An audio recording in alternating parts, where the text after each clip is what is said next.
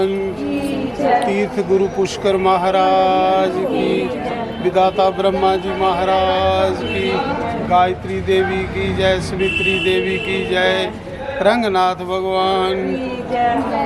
हम इस समय तीर्थ गुरु पुष्कर में भगवान ब्रह्मा जी का दर्शन किया है और ब्रह्म सरोवर का दर्शन करके, स्नान करके, पूजा पाठ करके अभी हम परिक्रमा कर रहे हैं ब्रह्म सरोवर की। तो उस परिक्रमा में जो मंदिर है, बहुत प्राचीन मंदिर,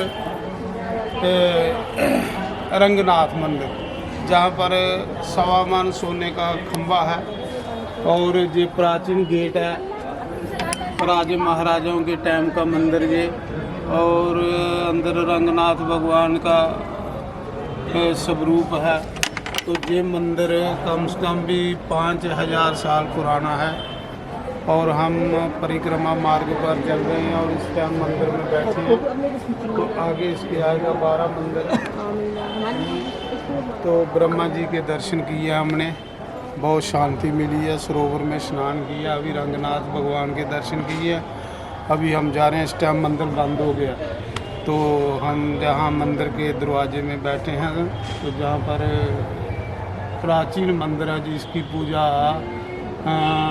विभीषण जी करते थे, जिसकी पूजा राम जी करते थे, कम से कम भी सूरजवंश के जितने राजे हैं सब इसकी पूजा करके आए हैं। रंगनाथ भगवान की, बोलो रंगनाथ भगवान की जय हो। चलो चलो।